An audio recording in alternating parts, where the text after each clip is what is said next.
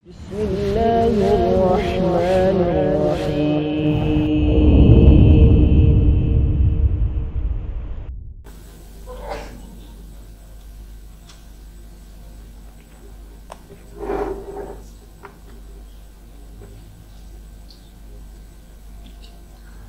Assalamualaikum warahmatullahi wabarakatuh. Alhamdulillahi wa kafa, wassalatu wassalamu ala nabiyil mustafa wa ala alihi wa sahbihi ahli sidki wal wafa.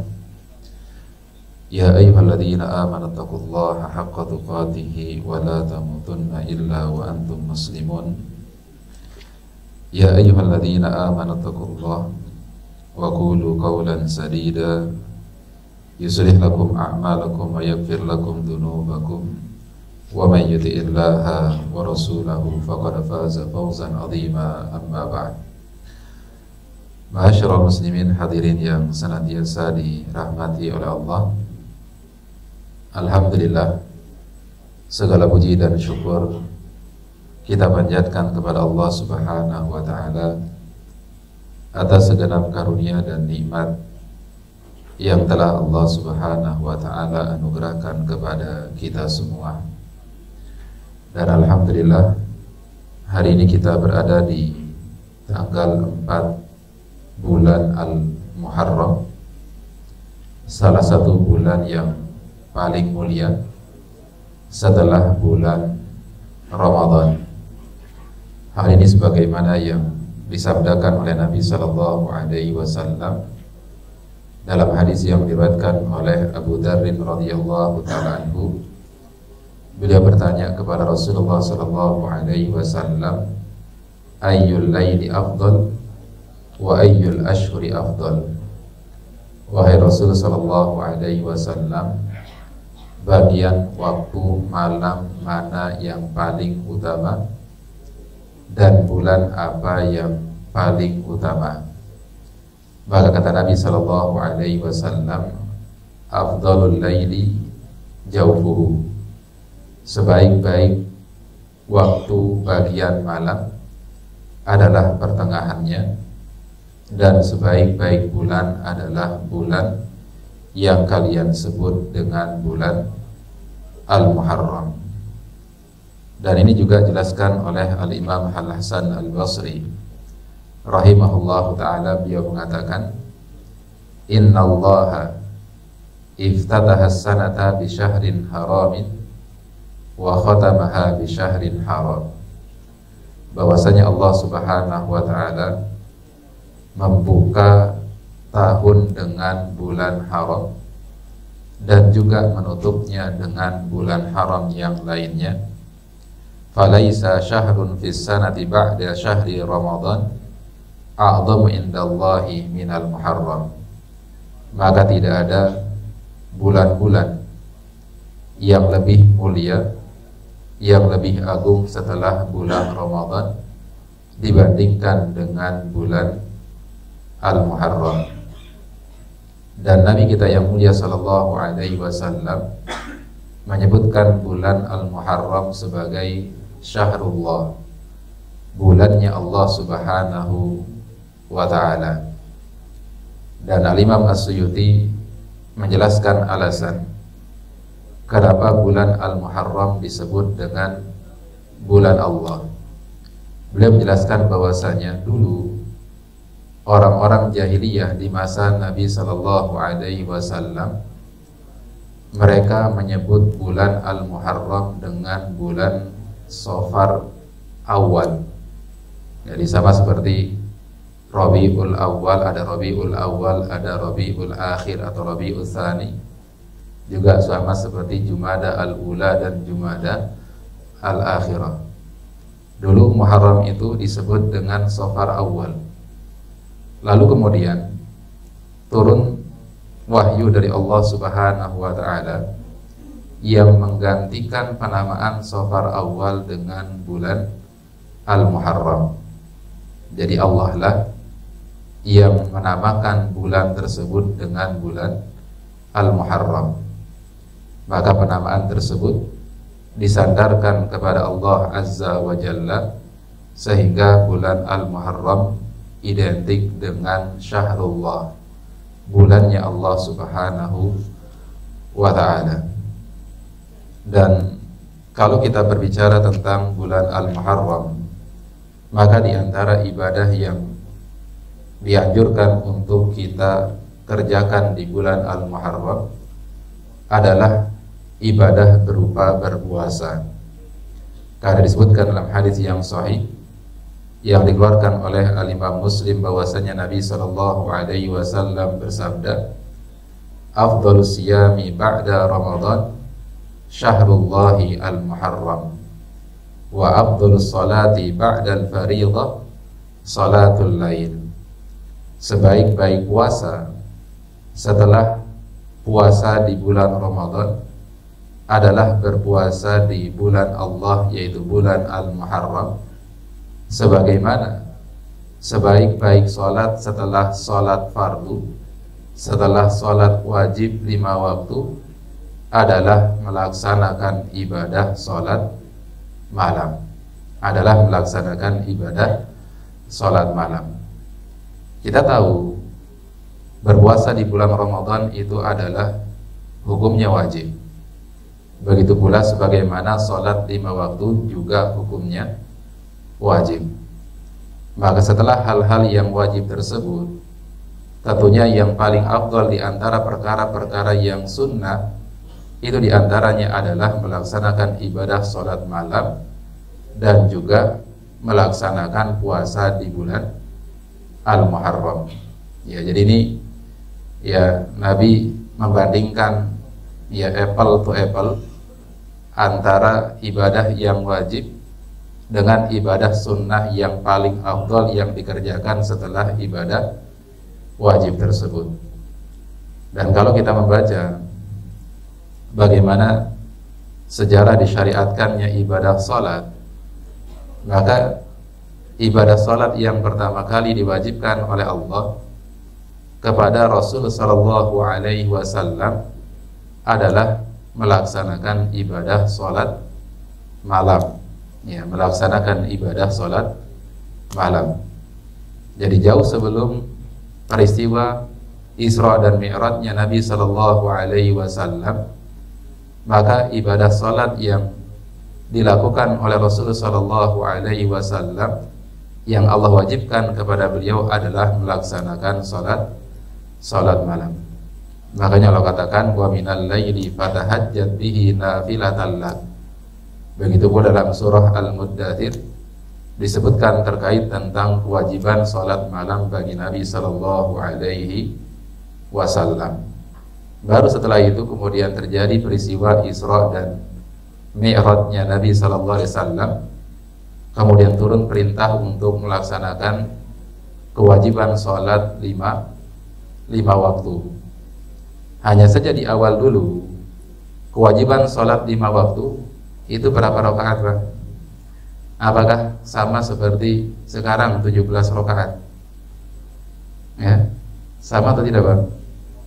Tidak. Di awal-awal pensyariatannya ibadah sholat memang benar 5 waktu, tetap 5 waktu, tidak ada yang berubah.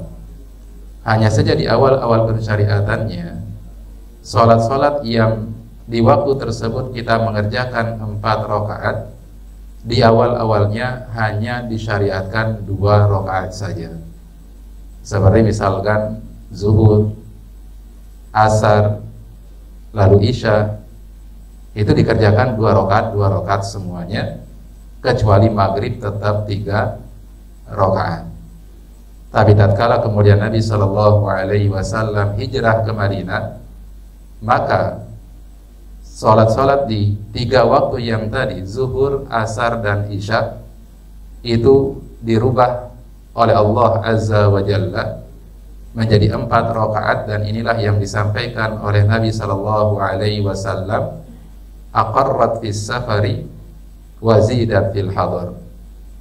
2 rakaat di 3 waktu tadi itu tetap dilaksanakan pada saat seseorang melakukan perjalanan jauh, melakukan safar. Makanya kalau kita dalam kondisi safar, boleh untuk mengqashar sholat-sholat tersebut cukup dengan melaksanakannya dua rakaat saja. Tapi ditambah rakaatnya menjadi 4 kalau dalam kondisi sedang tidak safar. Ya, sedang kondisi tidak safar, maka ditambahkan rakaatnya yang tadi 2 jadi 4 rakaat. Jadi ya tidak heran kalau kemudian sekali lagi sebaik-baik sholat setelah sholat wajib, kata Nabi Shallallahu Alaihi Wasallam, adalah sholat malam. Sebagaimana sebaik-baik puasa setelah puasa di bulan Ramadan adalah puasa di bulan Al-Muharram. Dan satu hari yang sebisa mungkin jangan kita lewatkan untuk berpuasa di bulan Al-Muharram ini, tentunya berpuasa di tanggal 10-nya, atau yang disebut dengan hari Ashura, atau yang disebut dengan hari Ashura. Dan hari Ashura ini adalah hari yang tidak hanya diagungkan oleh umat Islam, bahkan ia adalah merupakan hari yang juga diagungkan oleh umat-umat terdahulu, termasuk diagungkan oleh orang-orang Yahudi, umat Nabi Musa alaihi assalam, di mana Nabi Musa alaihi salam ketika kemudian Allah selamatkan beliau dari kejaran Fir'aun beserta dengan para tentaranya, dan itu terjadi di tanggal 10 Al-Muharram, maka Nabi Musa kemudian menjadikan peristiwa tersebut untuk beliau berpuasa, dan orang-orang Yahudi pun berpuasa mengikuti puasanya Nabi Musa alaihi salam. Makanya nanti disebutkan oleh para ulama terkait tentang fase-fase disyariatkannya puasa Asyura. Fase-fase disyariatkannya puasa Asyura. Dan ini dijelaskan oleh Aisyah radhiyallahu taala anha dalam hadis yang sahih yang dikeluarkan oleh Al-Imam Al-Bukhari. Kata Aisyah radhiyallahu taala anha, beliau mengatakan, "Kana yaumu Asyura tasumuhu Quraisyun fil jahiliyah wa kana Rasulullah sallallahu alaihi wasallam yasumuhu." Bahwasanya hari Asyura adalah hari yang dimana orang-orang jahiliyah dulu juga berpuasa di hari tersebut, dan Nabi Shallallahu Alaihi Wasallam ketika berada di Mekah, beliau juga berpuasa Asyura. Beliau juga berpuasa Asyura ketika berada di Mekah. Jadi peninggalan syariat-syariat Nabi terdahulu itu masih tersisa dan dijalankan oleh umat-umat setelahnya, termasuk Asyura ini. Ya, karena Asyura ini dilakukan oleh Nabi Musa, dan syariat Nabi Musa ini kemudian juga dilaksanakan oleh orang-orang setelahnya, maka hal ini juga yang dilakukan oleh orang-orang jahiliyah di zaman Nabi Shallallahu Alaihi Wasallam, dan itu adalah puasa yang juga dikerjakan oleh Nabi pada saat Nabi berada di Mekah. Tapi hanya Nabi saja yang puasa, dan Nabi belum memerintahkan kepada para sahabatnya untuk berpuasa Asyura. Kemudian kata Aisyah radhiyallahu taala anha, fase yang kedua, falamma qadimal madinata shamahu wa amara an-nasa bi siyamihi. Maka tatkala kemudian Nabi sampai di Madinah, Nabi tetap berpuasa di hari Asyura, akan tetapi Nabi enggak berpuasa sendirian. Nabi juga perintahkan kepada umat Islam untuk berpuasa di hari tersebut. Nabi perintahkan kepada umat Islam untuk berpuasa di hari itu. Dan perintah di sini ini menunjukkan kewajiban. Jadi sebelum disyariatkannya kewajiban berpuasa di bulan Ramadan, maka ibadah puasa yang pertama kali diwajibkan oleh Allah dan Rasulnya adalah berpuasa di tanggal 10 Al-Muharram atau puasa Asyura. Dan ini ditegaskan oleh hadis yang lainnya yang diriwayatkan oleh seorang sahabiat yang bernama Ar-Rubayyi binti Muawwidh. Beliau menceritakan bahwasanya suatu ketika di hari 10 Muharram, di hari Asyura, pada saat itu waktunya sudah pagi hari. Artinya matahari sudah terbit. sudah menunjukkan pagi hari di tanggal 10 Muharram, Nabi Shallallahu Alaihi Wasallam mengutus beberapa utusan beliau ke pelosok-pelosok dan penjuru negeri Madinah untuk menyampaikan sebuah pesan. Apa pesannya? Pesan Nabi Shallallahu Alaihi Wasallam kepada seluruh umat Islam adalah, barang siapa yang di waktu pagi hari ini sebelum terbitnya fajar dia sudah meniatkan dirinya untuk berpuasa, maka hendaknya dia pertahankan puasanya dan selesaikan puasanya sampai waktu maghrib. Tapi barang siapa yang di pagi hari ini dia sebelumnya sudah makan, mungkin sudah sarapan sebelumnya, sebelum sampai berita tersebut sudah makan, minum dan lain sebagainya, maka sejak disampaikan berita tersebut mereka diminta untuk menjauhkan diri mereka dari makanan dan minuman sampai waktu maghrib. Lalu kemudian kata Rubayy binti Muawwidh, maka hari tersebut pun kami jadikan sebagai hari di mana kami berpuasa. Tidak hanya itu, anak-anak kami yang masih kecil juga kami ikut sertakan dan ajak serta biasakan mereka untuk puasa di hari tersebut, sampai-sampai kalau mereka merasa lapar, merasa haus dan tidak kuat lagi untuk berpuasa, maka kami buatkan mereka mainan yang terbuat dari kain wol, yang ketika mereka merasa kelaparan kami berikan mainan tersebut agar teralihkan rasa lapar dan hausnya, dan itu kami kerjakan sampai waktu maghrib tiba. Nah, jadi puasa Al-Muharram ini bagi para sahabat Nabi Sallallahu Alaihi Wasallam tidak hanya mereka orang-orang yang dewasa yang menjaga puasa di hari tersebut, tapi sebisa mungkin adalah anak-anak bahkan yang masih kecil pun juga diajak untuk berpuasa di hari tersebut. Kemudian masuk fase yang ketiga, kata Aisyah radhiyallahu taala anha, "Falamma furida Ramadan taraka yauma Asyura faman syaa'a shamahu wa man syaa'a tarakahu." Ketika kemudian turun kewajiban untuk berpuasa 1 bulan di bulan Ramadan, maka kemudian Allah dan Rasulnya memberikan pilihan kepada kita, siapa yang mau puasa Asyura di tanggal 10 Muharram silahkan puasa, yang tidak silahkan tidak berpuasa. Artinya ya, syariat kewajibannya menjadi gugur dengan datangnya kewajiban berpuasa di bulan Ramadan. Asyura yang tadinya wajib berubah menjadi sunnah ketika diwajibkannya puasa Ramadan. Ya, jadi ini fase-fase sekali lagi di mana Allah Subhanahu wa taala mensyariatkan puasa Asyura, di mana puasa Asyura ini pernah menjadi kewajiban yang Allah wajibkan kepada para sahabat Nabi sallallahu alaihi wasallam. Dan Al-Imam Ibnu Qayyim rahimahullahu taala menjelaskan ada beberapa tingkatan dalam berpuasa Asyura.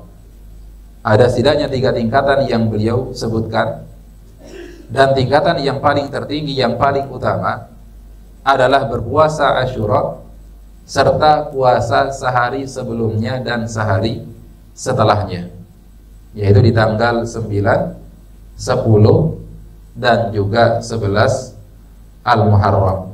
Ya, 9, 10 dan 11 Muharram itu waktu yang paling afdal untuk puasa Asyura. Di tanggal 9 itu ada dalilnya. Yang menyatakan puasa di tanggal 11-nya ada dalilnya, tapi dalilnya lemah. Tapi bisa menggunakan dalil yang sifatnya umum. Apa dalil yang sifat umum tersebut? Yaitu dianjurkannya bagi kita untuk berpuasa 3 hari di setiap bulannya. Jadi tidak harus di hari-hari Ayyamul Bid. Boleh 3 hari kapan saja, di depan, di pertengahan, di belakang. Yang penting puasa 3 hari. Adapun di tanggal 9-nya ada dalil yang sahih, yang mana Nabi Shallallahu Alaihi Wasallam pada saat beliau memerintahkan kaum muslimin untuk berpuasa Asyura, Maka kemudian para sahabat berkata, wahai Nabi sallallahu alaihi wasallam, innahu yaumun tu'azzimuhul yahudu wan nasara.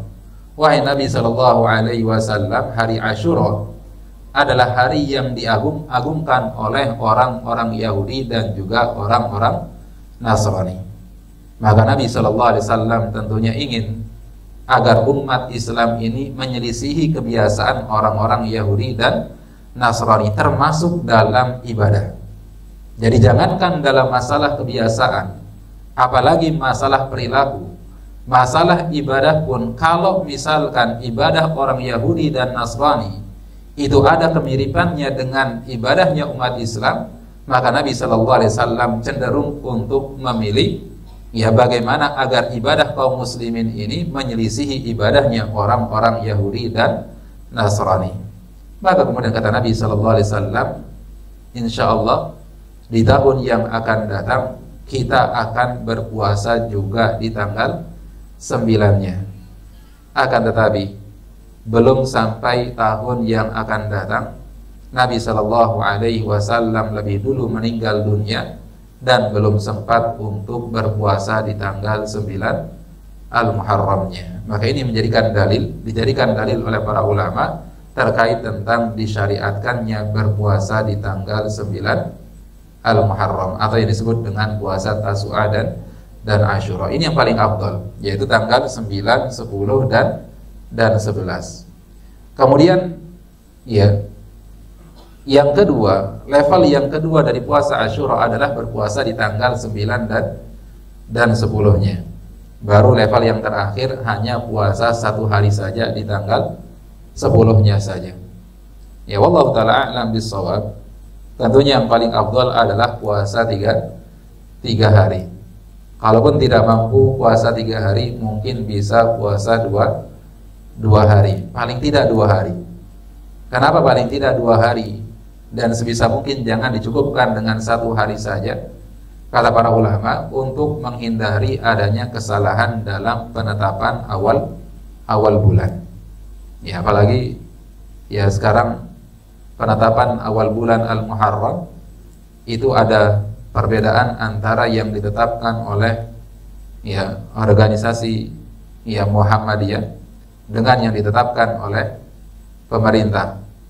Karena Muhammadiyah itu sekarang udah pakai KHGT ya, kalender Hijriyah Global Tunggal.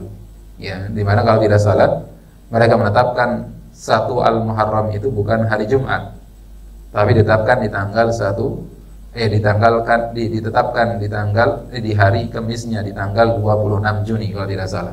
Jadi ada selisih satu hari.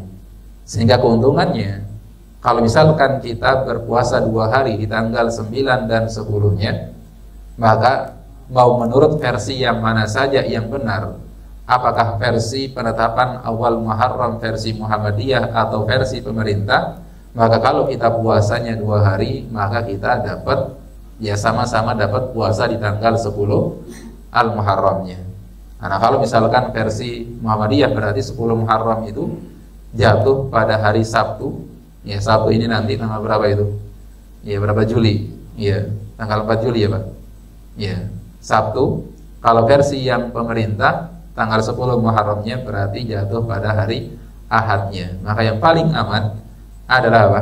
Puasa di tanggal 9 dan juga 10-nya. Puasa 2 hari di hari Sabtu dan hari Ahadnya. Ya, kenapa kita sangat menekankan untuk berpuasa di tanggal 10 Muharram ini, atau paling afdalnya di tanggal 9 juga? Karena besarnya keutamaan yang didapatkan oleh orang-orang yang berpuasa di tanggal 10 Al-Muharram di hari Asyura, di mana Nabi katakan, ahtasibu 'alallahi an yukaffiras sanah allati qablah. Aku berharap dengan berpuasa di tanggal 10 Al-Muharram di hari Asyura, Allah akan mengampuni dosa-dosaku setahun yang telah lalu. Allati qablah. Pertanyaannya apa? Apakah Nabi berdosa? Apakah Nabi memungkinkan bagi seorang Nabi untuk melakukan perbuatan dosa dan maksiat kepada Allah? Mungkin nggak bagi seorang Nabi untuk melakukan kesalahan? Jawaban. Tidak sama sekali. Nabi nggak pernah salah atau pernah melakukan kesalahan. Hah? Tidak hanya Nabi Muhammad, seluruh para nabi dan para rasul yang lainnya. Kan ada kalimat maksum. Maksum itu terjaga dari dosa. Terjaga dari dosa. Apakah seluruh dosa? Apakah seluruh kesalahan? Apakah Nabi nggak pernah melakukan kesalahan?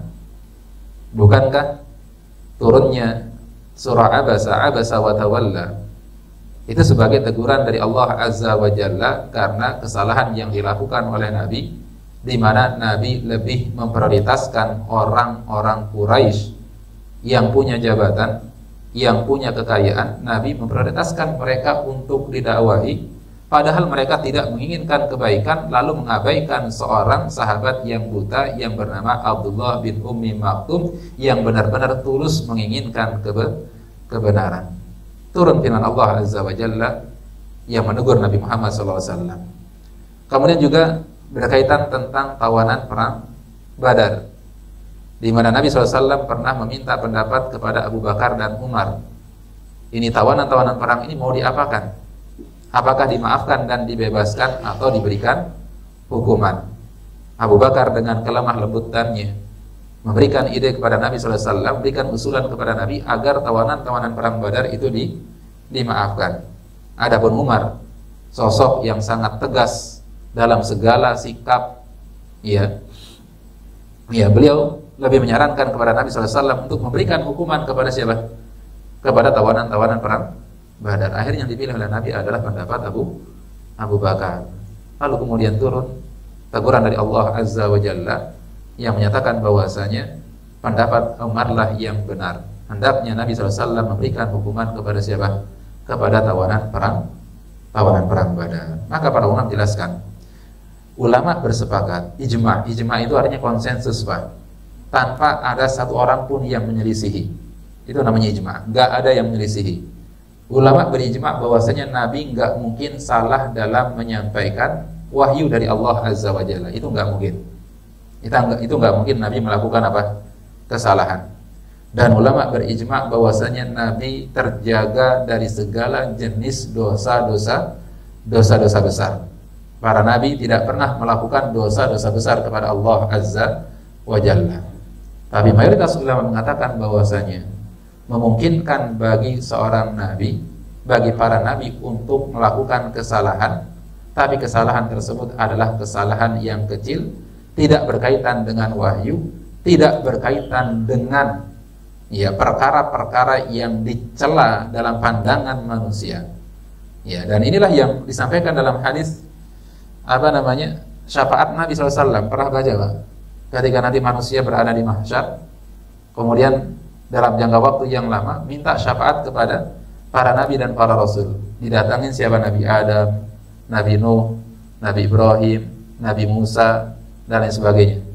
Tapi setiap kali para nabi tersebut diminta oleh manusia agar bisa memberikan syafaat kepada mereka, mereka sebutkan kesalahan-kesalahan yang pernah mereka lakukan. Seperti Nabi Adam, di antara kesalahannya adalah mendekati pepohonan yang mana Allah perintahkan beliau untuk menjauh dari pohon tersebut. Nabi Nuh juga pernah melakukan kesalahan, yaitu memintakan ampunan kepada putranya yang mati dalam keadaan kafir kepada Allah Azza wa Jalla. Kemudian Nabi Musa juga pernah melakukan kesalahan, yaitu pernah memukul orang tanpa ada keinginan untuk membunuhnya, sebatas dipukul kemudian orang tersebut meninggal. Itu diakui oleh Nabi Musa alaihissalam dalam hadis yang panjang tersebut. Jadi dikatakan, kalau dikatakan maksum dari dosa-dosa besar, maksum dari kesalahan dalam menyampaikan wahyu, tapi tidak maksum dalam melakukan kesalahan-kesalahan yang kecil. Tapi bedanya kita dengan para nabi adalah, para nabi ketika melakukan kesalahan langsung ditegur oleh Allah dan mereka langsung bertaubat dan beristighfar kepada Allah Subhanahu wa ta'ala. Maka Nabi Ibrahim alaihissalam juga didatangi oleh manusia, tapi Nabi Ibrahim mengatakan bahwasanya itu bukan wewenang saya untuk memberikan syafaat, karena saya pernah melakukan 3 kedustaan. Padahal 3 kedustaan ini sebenarnya dalam rangka kebaikan yang dilakukan oleh Nabi Ibrahim alaihissalam. Apa 3 kedustaan yang dilakukan oleh Nabi Ibrahim alaihissalam? Ya, yaitu yang pertama, ketika masyarakatnya, kaumnya mengajak beliau untuk keluar berburu, yang buruan tersebut nantinya akan dipersembahkan kepada berhala-berhala dan patung-patung yang mereka sembah, maka Nabi Ibrahim mengatakan faqala inni saqim. Beliau mengatakan bahwasanya saya sedang sakit, nggak enak badan, nggak bisa ikut berburu. Padahal Nabi Ibrahim nggak sedang sakit, tapi beliau sedang menyusun strategi kalau kaumnya ini keluar dari tempatnya, Nabi Ibrahim akan menghancurkan berhala tersebut. Itu strategi Nabi Ibrahim alaihissalam. Kemudian kedustaan yang kedua yang diakui oleh Nabi Ibrahim alaihissalam dan disebutkan dalam Al-Quran adalah ketika masyarakatnya ini kembali dari berburu, kemudian mendapati patung-patung mereka sudah ditebas kepalanya, sudah banyak yang rusak, ya. Lalu kemudian Nabi Ibrahim menggantungkan kapaknya di berhala yang paling besar, maka orang-orang masyarakat beliau, kaum beliau curiga yang menghancurkan adalah Nabi Ibrahim. Kemudian mereka mengklarifikasi hal tersebut kepada Nabi Ibrahim. Mereka berkata, qalu a anta fa'alta hadza bi alihatina ya Ibrahim. Mereka mengatakan, wahai Ibrahim, apakah engkau yang telah menghancurkan patung-patung kami, sesembahan kami? Apa kata Nabi Ibrahim? Nabi Ibrahim enggak ngaku. Dia hanya mengatakan, qala bal fa'alahu kabiruhum fas'aluhum in kanu yantiqun. Kata Nabi Ibrahim, bukan saya yang melakukan. Yang melakukannya adalah berhala yang besar itu. Lihat ada kapak di lehernya, maka tanyakan kebenarannya kepada patung tersebut. Ini dua kondisi di mana Nabi Ibrahim berbohong, ya. Kemudian yang ketiga disebutkan dalam hadis, ketika Sarah hendak dinodai, hendak diperlakukan tidak baik, maka Nabi Ibrahim berkata kepada istrinya Sarah, kata beliau kepada Sarah, akhbirihi anni akhuki, sampaikan kepada orang tersebut, aku ini bukan suamimu, tapi aku ini adalah siapa? Adalah saudarimu. Padahal beliau adalah suami dari Sarah, tapi beliau perintahkan Sarah untuk berbohong demi untuk menjaga kehormatan siapa? Kehormatan istrinya. Ini adalah 3 tempat di mana Nabi Ibrahim berdusta, dan beliau menganggap itu sebagai sebuah kesalahan, karena bagi para nabi sekecil apapun kesalahan itu dianggap sebagai dosa, dianggap sebagai beban yang memberatkan diri mereka, sehingga mereka merasa tidak pantas untuk memberikan syafaat kepada manusia nanti pada hari kiamat, pada saat berada di mahsyar, pada saat berada di mahsyar. Allah taala alam bisawab. Nah, sampai sini ada pertanyaan.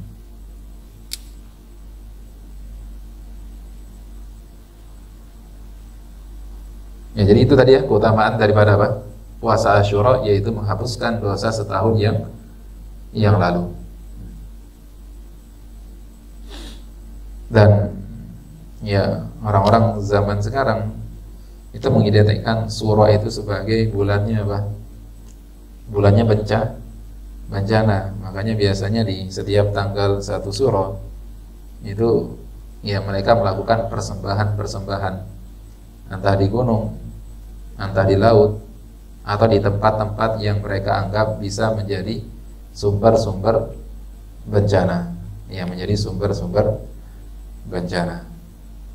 Ya, di gunung-gunung tertentu, kalau yang trekking atau kemudian mendaki di malam 1 Syura itu rame, Pak. Rame di gunung-gunung tertentu dan di daerah-daerah tertentu. Saya pernah lihat ada sebuah video YouTube, orangnya memang suka tektokan gunung, Pak. Tektokan itu naik ke puncak gunung, nggak nginap, langsung turun. Jadi naik turun. Itu sepanjang jalan itu dia temukan banyak dupa dan lain sebagainya. Bahkan ada orang yang sedang berdoa, dan itu bertepatan dengan malam 1 Syura. Dan kemarin malamnya malam Jumat Kliwon persis. Malam Jumat Kliwon persis. Allah. Baik, cukup ya. Ini yang bisa disampaikan. Subhanakallahumma bihamdika Asyhadu an la ilaha illa anta astaghfiruka wa atubu ilaik. Wa sallallahu ala nabiyyina Muhammadin wa ala alihi wa sahbihi wa sallam. Walhamdulillahi rabbil alamin. Assalamualaikum warahmatullahi wabarakatuh.